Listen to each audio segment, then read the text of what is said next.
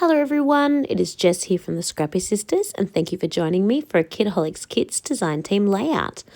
I have to say straight off the bat that I need to say thank you to Danny Visser for sharing the idea of adding some French knots and some other bits and bobs to this piece of paper to just give it a little bit more spark, because honestly it is an adorable piece of paper and it is so easy to work with.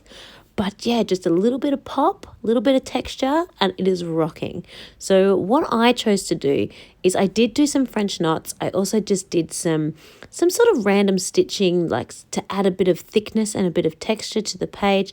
And I also just got some beads and sewed those on as well. Just to add a bit more like galaxy type feel to the page. I've never put real life beads on my page before, and I think it is really cool. Really added, as I said, that texture, that bit of dimension to the page, and really helped to make this particular background paper just pop, and I'm really happy with the way that came together. So this is the No Limits Cocoa Vanilla Studios, and everything on the page is that except for this little foam piece. I just had my heart set on including that onto the page. I don't know why. It was one of my boys' toys, and I found it randomly in my craft room, and it just was the perfect color pattern and color scheme. I just wanted to put it on the page, so I have. It is definitely a little bit bulky and a little bit big, but I think it works. So I've added that on from my stash as well. But otherwise, everything else is from the kit this month, the No Limits Cocoa Vanilla Studios. So yeah, I definitely recommend taking that piece of 12 by 12 pattern paper and just giving it your own personal flair, your own personal little tweak, that just to help make that page just pop that little bit more. So it's not just a flat two-dimensional piece of paper anymore. There's just something else to help grab your eye, grab your attention, and I think it looks really, really cute.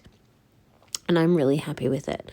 So I definitely recommend. And of course, I didn't stitch all the way around or add beads to absolutely everywhere. That would be a bit too much and a bit overpowering. Just a few little sections here and there. And also, it does take a little bit of time to do French knots and to sew on beads and things like that. So why I didn't want to do that in places where I was going to cover it with my photos, because I do have 3 large photos as well as those 3 large clusters as well.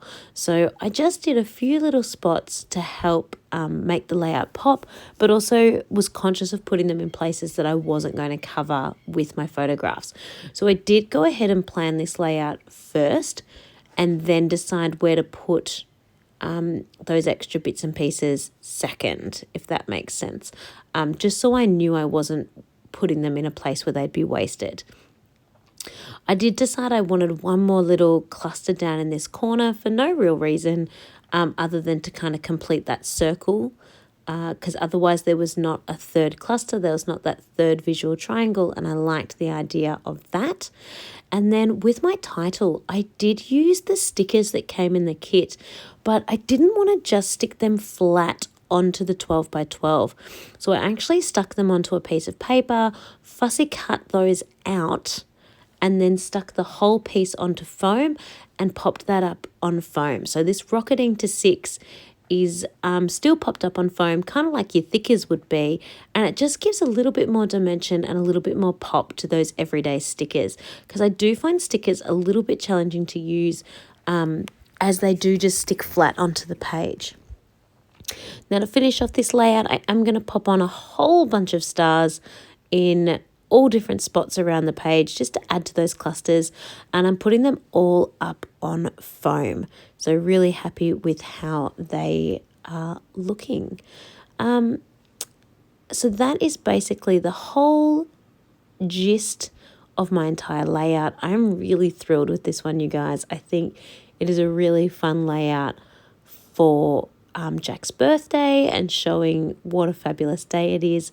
I did play around with my title quite a bit. I really wanted to try and tie in superheroes and space, but I just couldn't figure that out. Something about you know, because they're not the Guardians of the Galaxy. They're just, you know, Batman and Spider-Man and Hulk and stuff. So I just couldn't figure it out. So in the end, I went with Rocketing to 6, which I do love. But yeah, I wish I could have figured out a heroes or a super or a something in there too. But anyway, doesn't matter.